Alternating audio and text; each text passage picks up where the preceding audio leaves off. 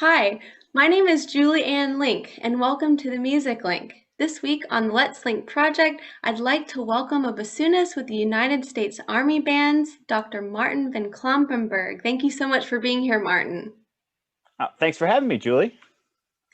For everyone watching, Martin and I met about 13 years ago while we were both studying at Arizona State University.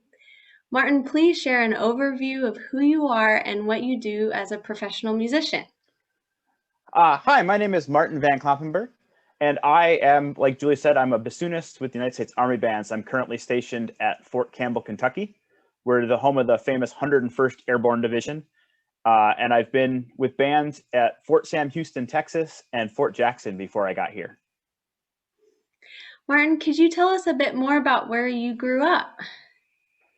Yes, I'm in my adulthood. I'm a bit of a nomad. I've actually lived in 7 different states since my mid 20s, but I grew up in Western Michigan, in Holland, Michigan, and then I went to school, graduated. All my family's back there, but since about the last 15 years, I've just been jumping around from state to state. How did you first get introduced to music and playing the bassoon? So that's kind of a funny story. So I started out on the clarinet because my mom played it in high school, and there was a clarinet in the house, and I hated playing the clarinet. And I was bad. I was the kid who, even after at the end of the year, could barely get over the break. So my band teacher was like, "Well, this got this. I liked band, but I hated the clarinet." And she's like, "Well, I have this quirky little clarinet playing kid. I'm just going to throw a bassoon at him and see what happens." And she kind of saw it in my personality. She was just like, "Oh, this kid's kind of weird, but he likes to be here. So I'm just going to, like I said, let's see if he can experiment with this and see if he can figure it out." Because thankfully, in where I grew up in Michigan, it wasn't a very competitive atmosphere. So you could switch instruments in middle school and still catch up by the time you got to high school. What was playing in the marching band like? Did you do something else or did you play clarinet during that? I have played so many things in marching band. In middle school, when we had to do parades, I played the clarinet. In high school, I played tenor saxophone and also cymbals quite a bit. In college, I played cymbals for a year and then piccolo for a year because I had to do 2 years for my music education degree. Oddly enough, that was where I met my wife. She was in the piccolo section with me at the time.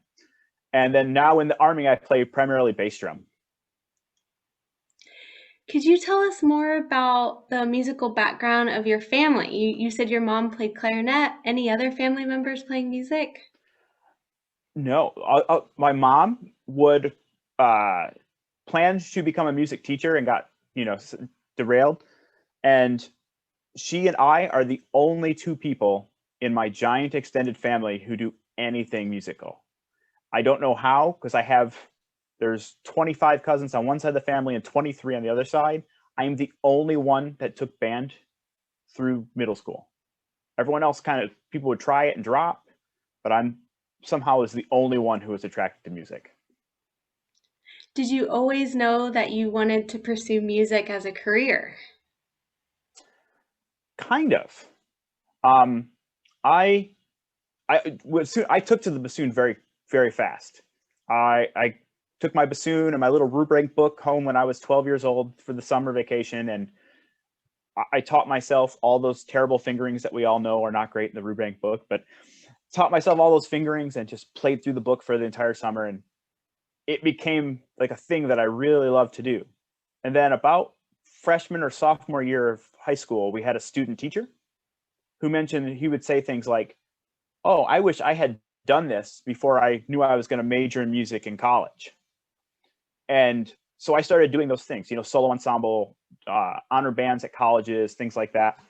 And basically from there, since I was about 14, I knew that I wanted to play the bassoon. I didn't care how or what I did, but just wanted to play the bassoon for a living.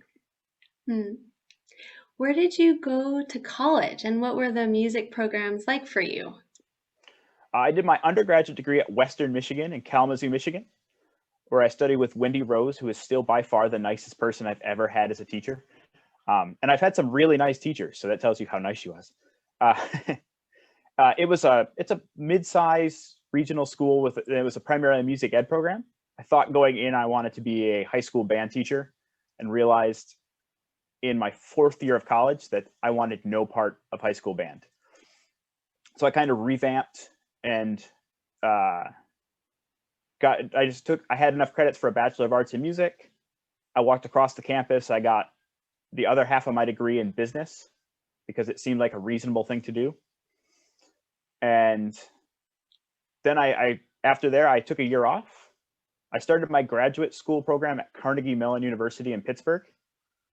And it was not a very good fit for me, it was a very good learning experience to learn that everyone there was so driven towards just the specific orchestral job. And people were it was really successful school for that. We would get emails from the head of the School of Music weekly. Congratulations to this person who just won this job. And people would drop out of school halfway through the semester because they got hired professionally places. And I couldn't deal with the mindset. It just wasn't where I had other things music was what I loved and what I wanted to do, but I had other things that also piqued my interest. So it was a bad fit. And then my wife got offered a job in Phoenix after my first year. And on a whim, I had auditioned for Arizona State the year before, decided to go to Carnegie Mellon instead. And I dropped Dr. L.B. Miklich, our teacher, an email. And I said, hey, I'm not really digging Carnegie Mellon. My wife just got offered a job out there. Could I re-audition and maybe transfer? And he answered the email within 5 minutes. He remembered me from the audition the year before. Within 5 minutes, sent me an email and said, congratulations, welcome to the studio. So he had someone else drop out. It was I think I asked him this 2 days before the scholarship deadline, so I went, transferred, and had a really good time. Really learned to love music in a new way with him, and decided from there, after I was done, I realized I wanted to be him eventually. And so I went on to get a DMA at the University of Arizona, just down the street, where I studied with Dr. William Dietz. And it was another school very similar to Western Michigan. It's a very music education heavy school, but it also gave a lot of opportunities. There were a lot more opportunities to play because you had a smaller school, and they were doing a lot of the same stuff that Arizona State was doing with their gigantic School of Music, but they were dividing it amongst a lot fewer students. So I went from a studio at Arizona State of, I think we had 18 at the top when I was there one year, to a studio of 5, still dividing up 2 orchestras and 2 bands and large scale chamber groups and stuff like that. So you just got to do a lot more different kinds of playing. So overall, it was a very good experience. And then when I finished my coursework, I joined the Army and wrote my dissertation from afar and graduated in 2015. Martin, what have you learned about the music industry since graduating and working professionally? There's a lot of ways to make a career in the music industry. That's the biggest thing is, up until I got to Arizona State, everyone thought if you're getting a performance degree, you're trying to play in an orchestra. And then over the last decade or so, you've seen groups. I have classmates who now play in professional chamber groups. I know of people like Acropolis Reed Quintet, but they were in my generation. I have a buddy who serves in another Army band who went to school with them. And they were just a student group that formed at the University of Michigan, and now they're in our field, a very big name. And then you have other things you can do. Like when I was in Texas, I knew a lot of people who were full-time teachers of bassoon and oboe. And a lot of them seem to very much enjoy it. And then, I'm in an Army band, which is a very different thing entirely. And I just wish that when I was younger, I had known all of these were possibilities. Not just by themselves, but you can do all of them simultaneously if you do the right stuff. Martin, have you ever thought about changing careers along the way? I actually did. When I transferred grad school, I was one semester away from quitting. So when I got to Phoenix in 2008, I told myself, I was like, if I don't love bassoon by Christmas of this year, I'm going to sell my instrument and I'm going to figure out what else to do with life. And I did a lot of soul searching in that time, and uh, I'm still here, so it worked out well for me. I have a Dr. Miklich to thank for that. The thing he taught me most was how to love my bassoon again. Hmm. And I've thought about it, but at the same time, nothing brings me more joy than playing my instrument. Even in some of the mundane ways that I have to perform on a day-to-day basis, I'd still rather be doing that than almost any other job. Mm-hmm. Martin, could you share more about your teaching career?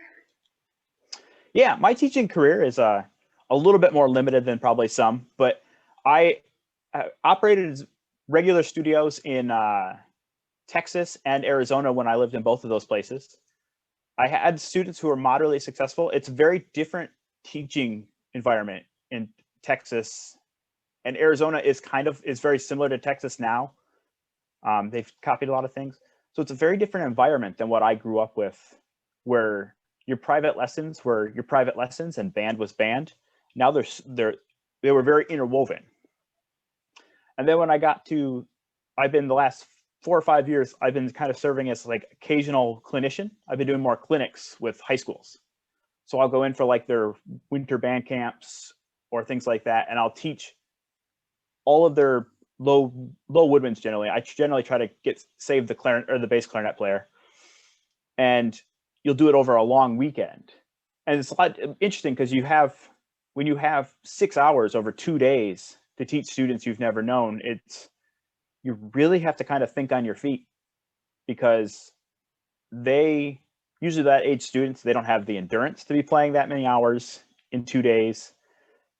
They don't have the attention span because they're doing 8 to 10 hour days of just rehearsal to lessons to rehearsal to lessons. So you kind of have to, it's been a very eye-opening experience to see how you keep them engaged while also making sure that, I'm doing what I was asked to do and making sure that they're preparing for whatever the band's musical goals are.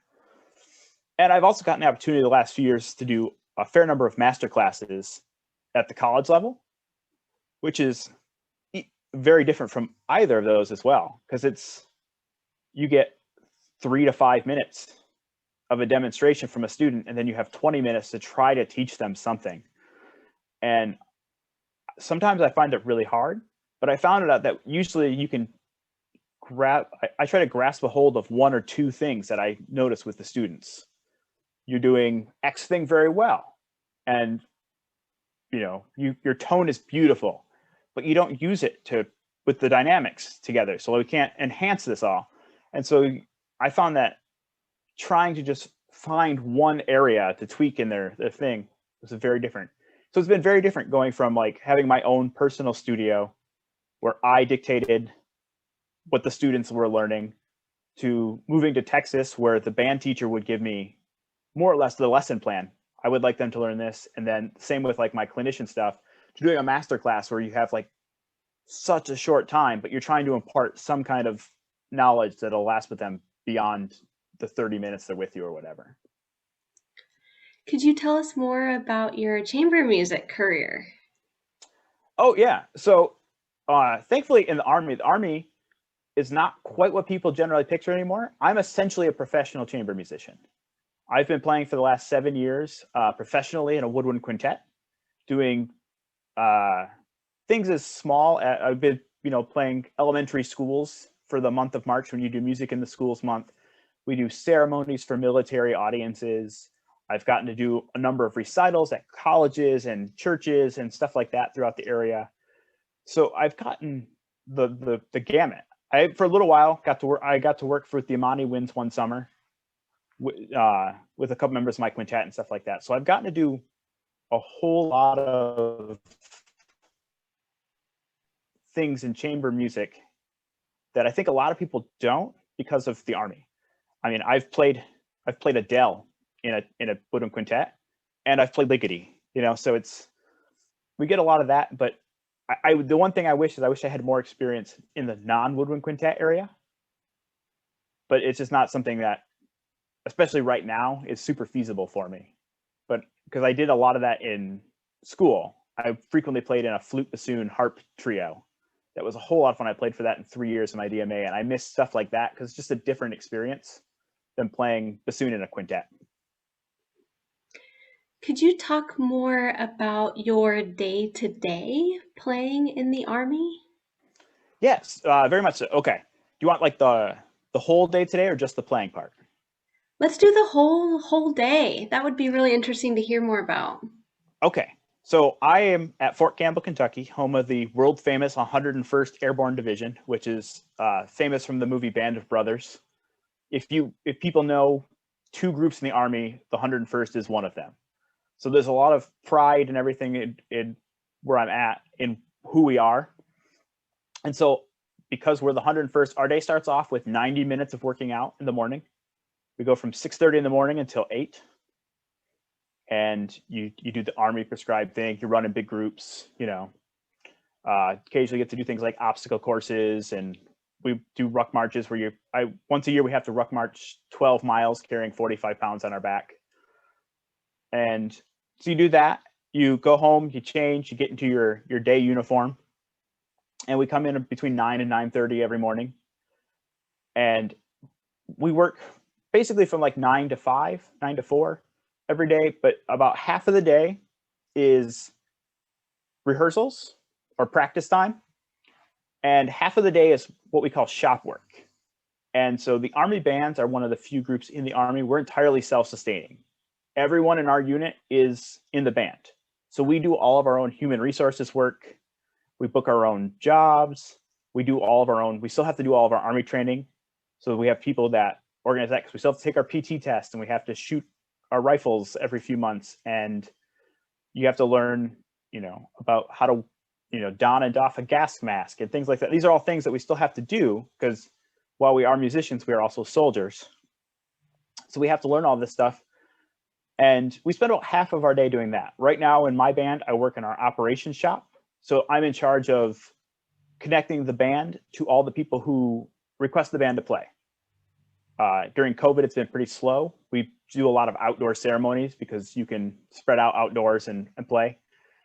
But it's my job to find out who's running the ceremony, see what kind of music they want, how much music they want, and get times, what kind of uniforms, because military groups, right now for ceremony stuff, we tend to be a lot of just the fatigues people are used to seeing, but we do a lot of jobs in a lot of different kind of uniforms. And I said then that's kind of our day. It's kind of weird because I feel like my job is a lot like college in that you go to a building every day and you see the same people in the hallways and you sit in the same ensembles with the same people every day, but we changed out class for offices. So it was very weird going from actual college to the Army because it felt very similar. Like you went from like I said, you just go from classrooms and hallways to offices and hallways. And so it's a very odd feeling, but it's also very fun because we are here for 2 to 3 or 4 years for every person in every band. So you get a chance to build fast friendships.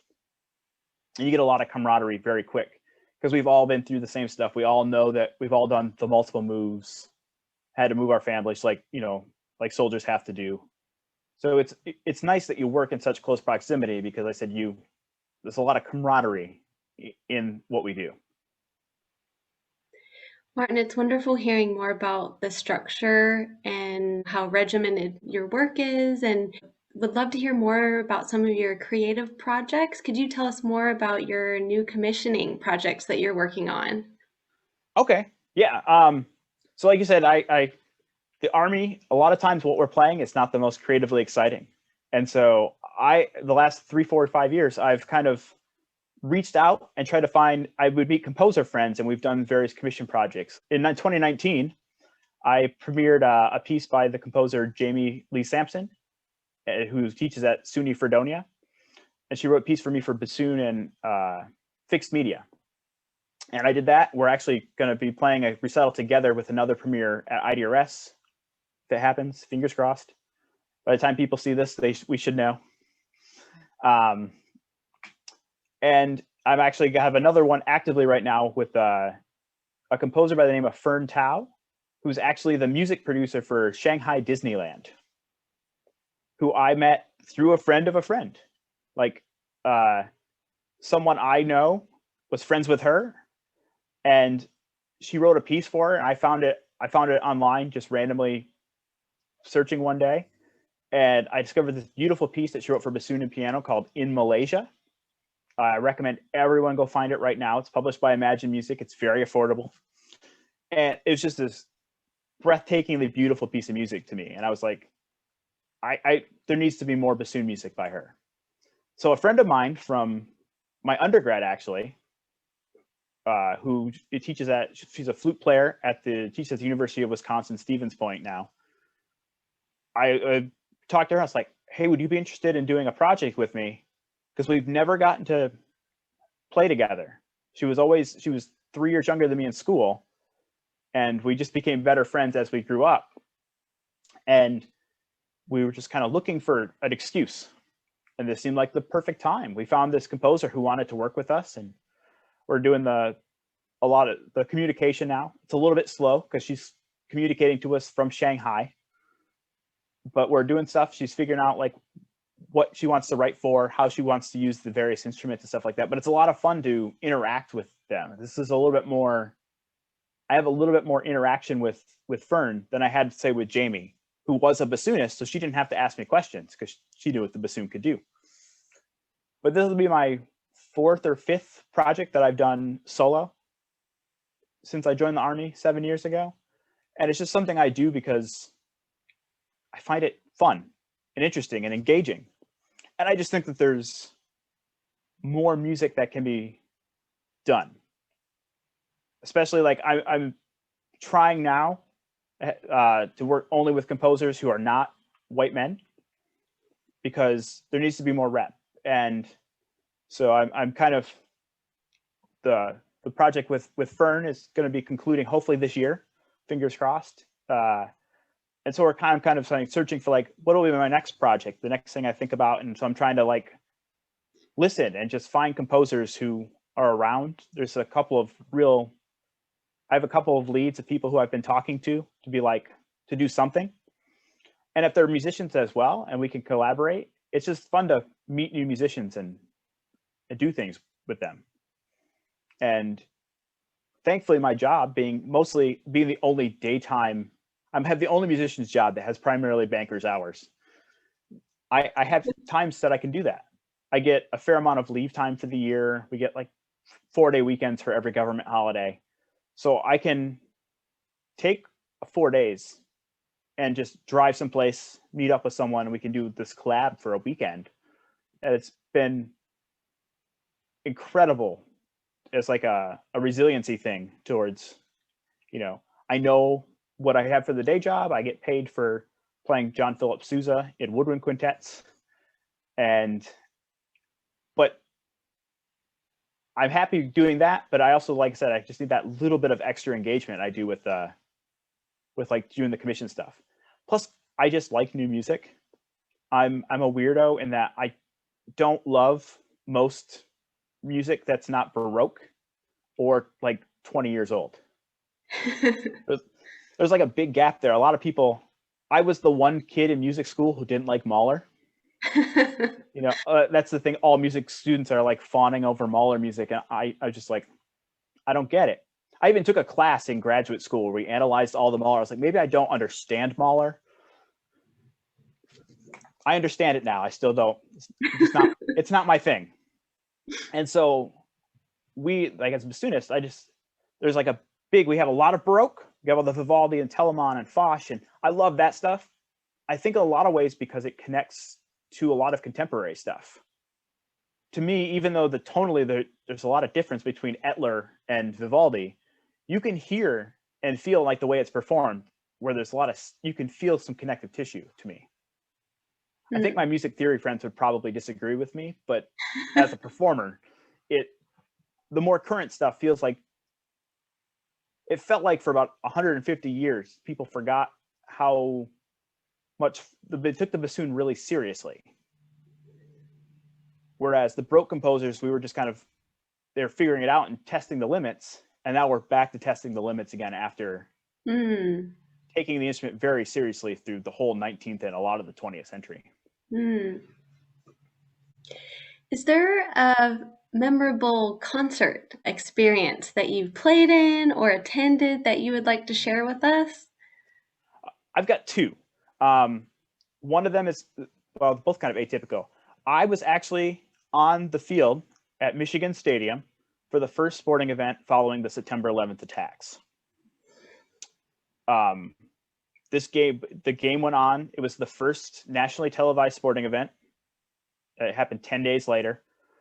And the two bands, our band at Western Michigan, the band at University of Michigan, combined and played a combined halftime show.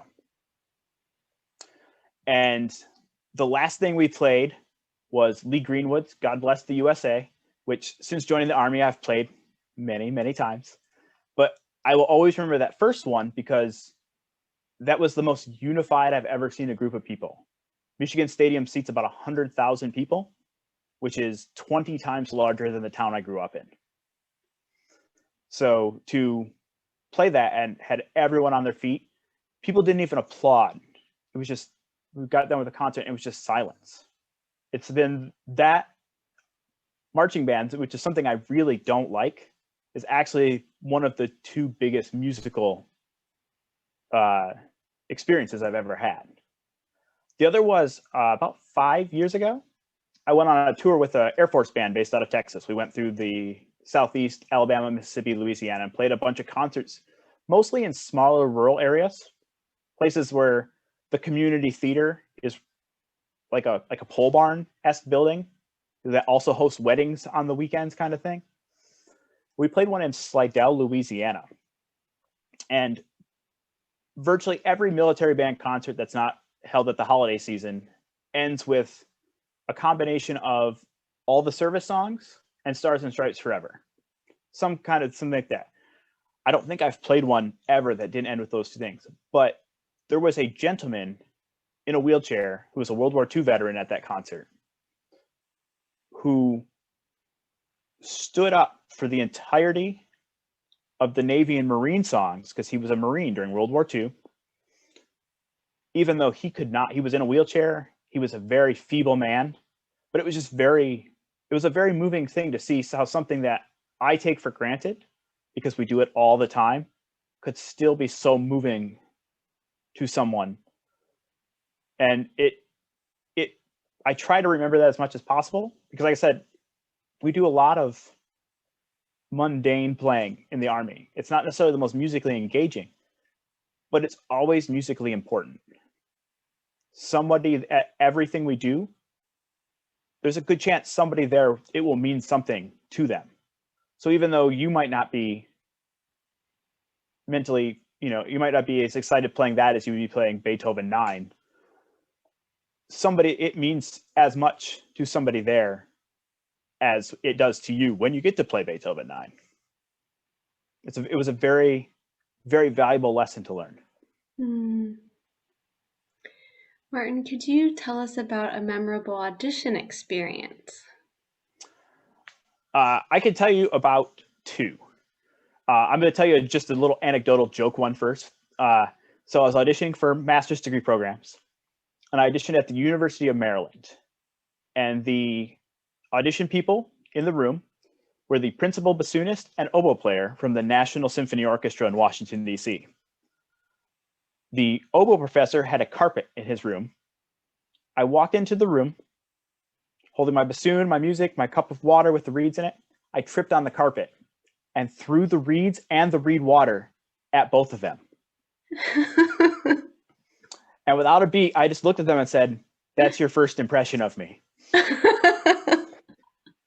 And I got accepted to the program. I didn't ultimately end up going there, but I got accepted to the program. And Sue Heineman actually told me about 5 years later that she remembered me from that audition because I'm the kid I was the kid who threw his reeds at her.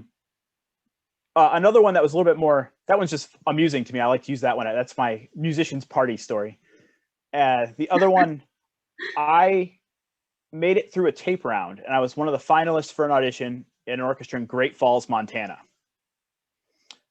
which is not a very big town and not easy to get to. So I had to take 3 flights over 18 hours the day before the audition to get there. And I walked into the audition, and like most auditions, they asked for Mozart. But they didn't ask for the exposition, they asked for the recap, which was not listed on the list. The list said exposition. So I walked in there and I played a very good first phrase, and I got to the E-flat arpeggios, and I just stumbled all over them. And I knew at that moment, I was like, I flew 18 hours, and in 7 measures, I just cost myself this audition. And it was a very well, like, there were only 4 people in the finals, and I found out later from everyone who played that they listened to the whole list for everyone, which was very nice of them. A lot of places, I've been to a lot of places where you get 3 excerpts in and they're like, next. So it was a very valuable learning experience in that I learned, don't just pay attention to the list.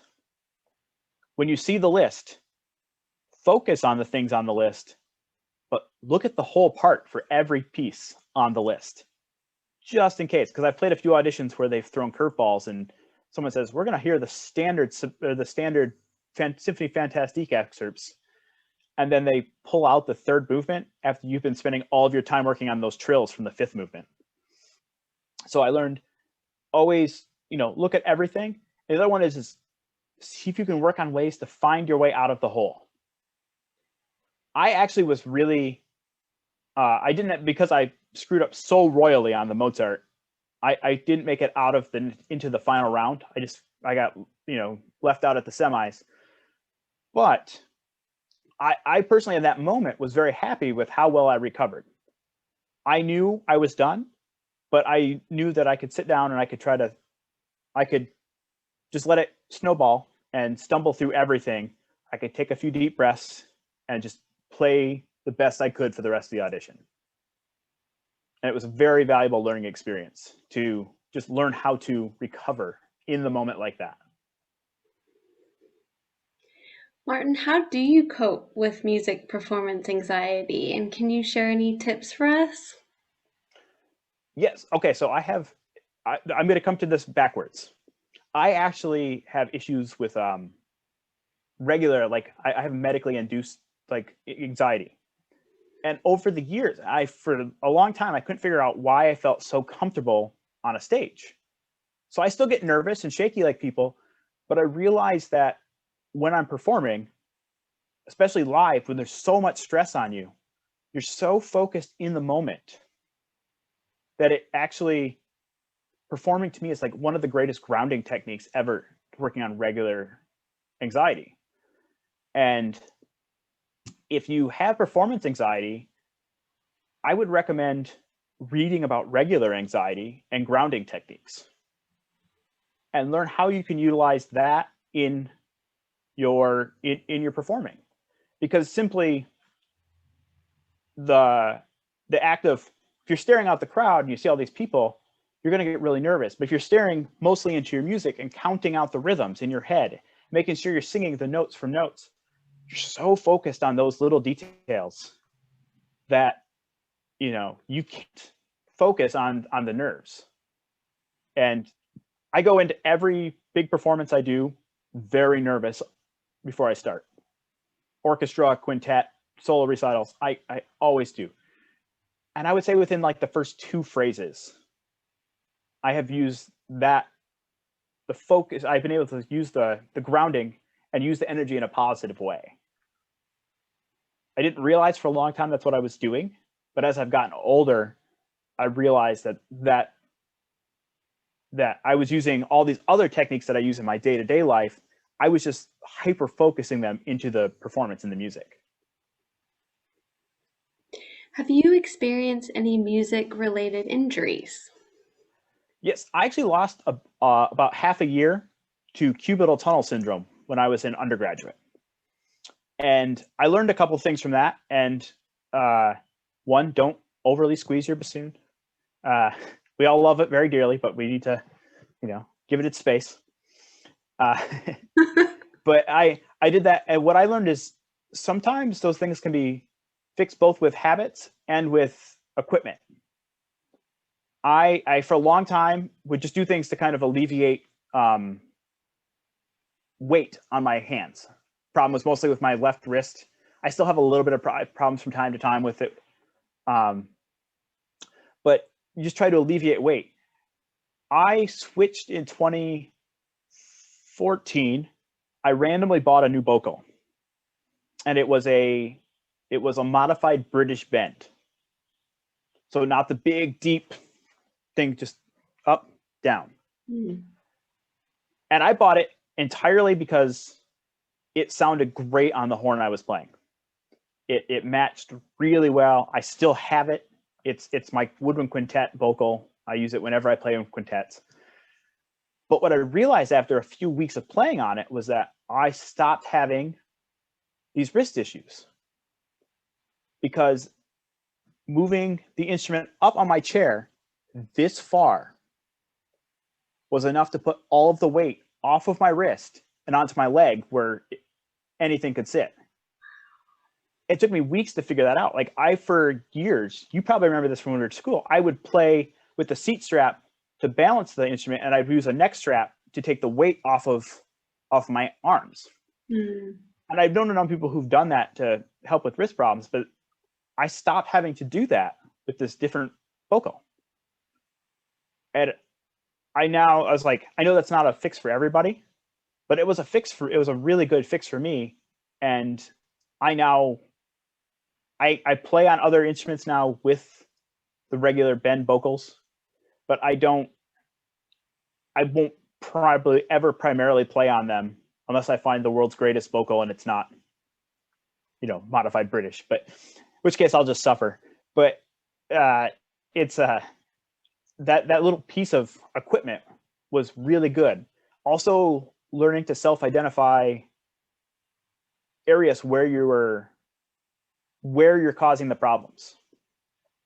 I was doing piano finger keys when I suffered with cubital tunnel, and so I was putting all the weight right here instead of right here where your hand is actually. And so it took a lot of focus, but learning a way to just slowly pull your hands back and give little mnemonic, like I actually put a piece of Velcro on my bassoon, and I had a little ring of Velcro that went around my finger that held my finger to the bassoon. So when I started changing my hand position, you'd hear the rip of the Velcro. This was the kind of thing I learned from a masterclass I took with Hugh Cooper before he passed. And he used to do stuff like that with people all the time, where bad hand position, he was a little bit meaner. I heard stories of him like taping thumbtacks to bassoons when people would put their thumbs in the wrong spot. But stuff like that sometimes really works, because when you're practicing and you're thinking, you're focusing on like, what's the fingering or what's the rhythm? And sometimes you lose track of the physical, what's actually happening in your body. So if you can do anything you can to keep your brain also thinking what's happening with your body, I think that helps a lot. Martin, do you have any tips on how you healed during that time in your undergrad? A lot of it was rest. Also, that was when I took the long tones for the first time.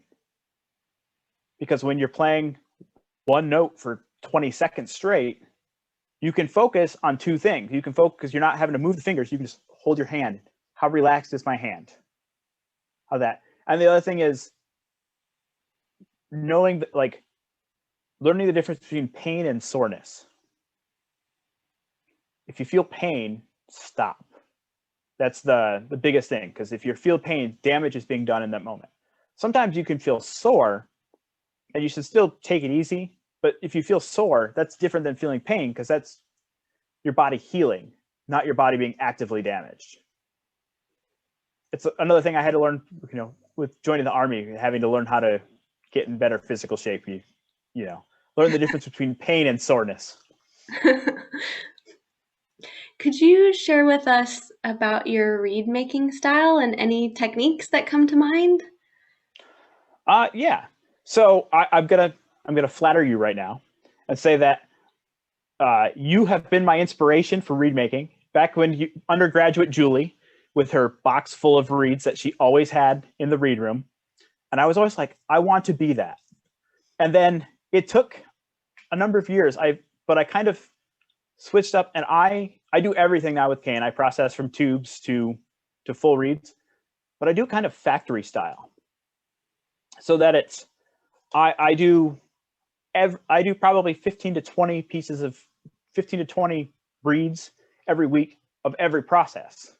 And that way I never find myself in a position where I'm just like, I have nothing. It's really useful because, like I said, a lot of times I'll get things a day out. Hey, tomorrow at 3:00, you have to be here. And if you're playing, in my job, if I'm playing for like a general, the group has to be good. If we're playing for the guy who's, figuratively signs our paychecks, you don't want him a call to your band commander saying, the group you sent for that ceremony today was really bad. That's job altering. That things happen. So I just learned I had to have more all the time.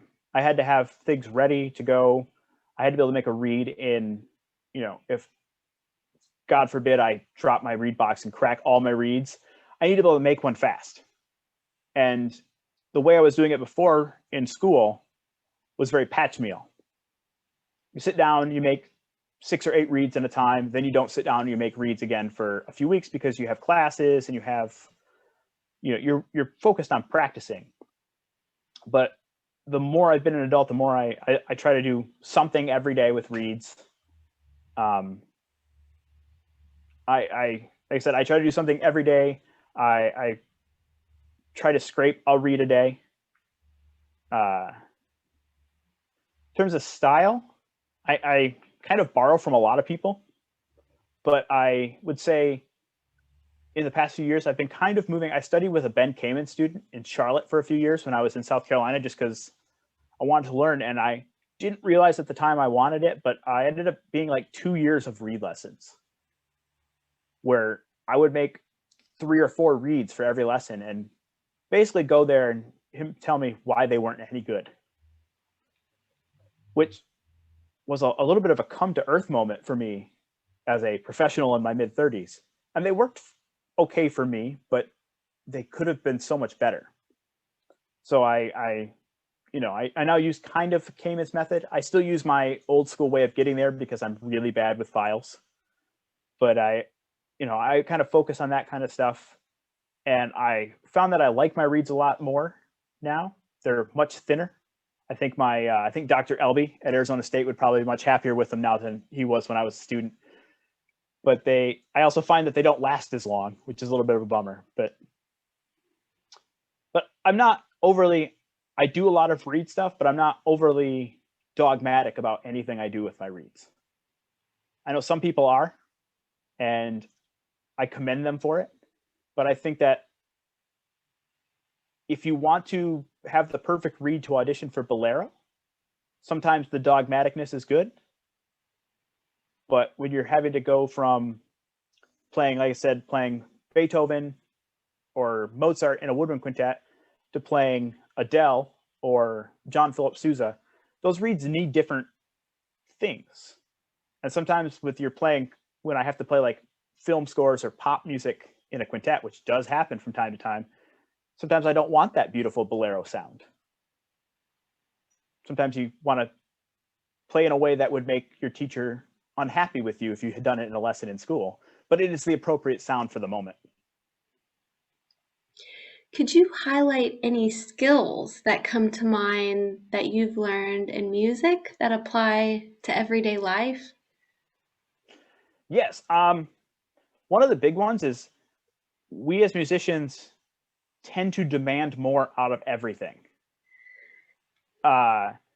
it's a joke in Army bands is that we will say with everything that the Army, the big umbrella Army makes us do, that we Army band it up, because you're taught from such a young age that you need to be perfect. And I remember reading a thing a long time ago where it was like, if somebody missed 10% of the notes, and if everyone missed 10% of the notes on a concert, the concert would be unlistenable.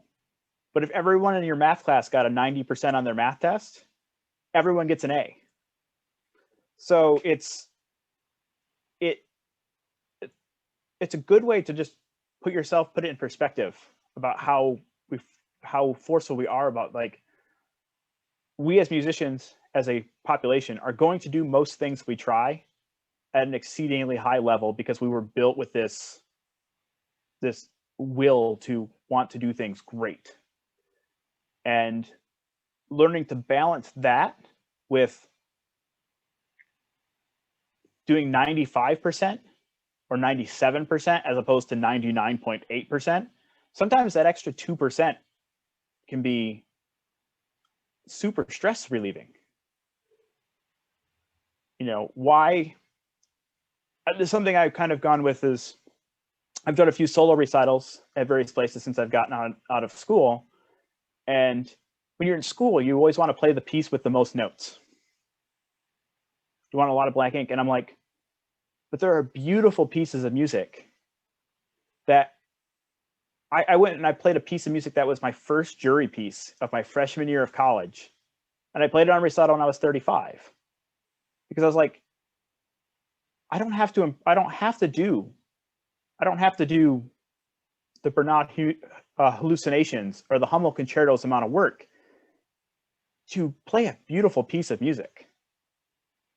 You know, you don't think of that like you don't think about that as a thing so much when you're in school. And then I got out of school and I was just like, good music is good music.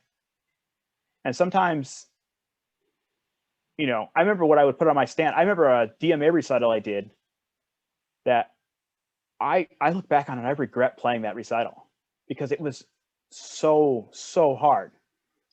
It came across well. I feel like I played well on that recital, but how much other stuff could I have been working on at the same time if I had played one beautiful 8-minute lyrical piece instead of the Altmar Nucio variations? You know, you could play a very beautiful lyric song. You know, like I said, I played the Rachmaninoff vocalese for a recital, which is something a lot of us start out with as children. You know, it's a high school level piece for a lot of people. But I now, in my 30s, I get different things from that piece. And I can also juggle that piece with what I have to learn for work. Or if I'm doing a freelance job, you know, you learn how to juggle that a little bit better. So I think it's learning to not always go for the 99th percentile. Sometimes know that you can take your foot off and go for the 97th. And you can still make a fantastic product and have a little bit more balance in life. Is there any advice that you could share with musicians just starting out their music careers? Yes. Don't be closed-minded about what you want to do. I went to school with roughly 40 bassoonists. 5 of us on our W-2s put that we are full-time bassoonist. 1 puts down that they are in a professional orchestra. A lot of those bassoonists still play, you know, all the time. They still do other things. They teach lessons. They, you know, but they have a day job. I have a buddy who I did my DMA with now, who still is a regular player in Salt Lake City, but he's also the social media manager with the Utah Symphony. So it's just keep your mind open, know what you want, but when other avenues present themselves to you, I thought right now in my life I would be teaching at a college. That's what I wanted to do when I got out of my DMA. And an Army group came to the University of Arizona and played. And on a whim, I took a business card. I was like, maybe I'll just ask a couple questions. And then 3 years later, I found myself getting yelled at by drill sergeants. And now 7 years after that, I'm still here.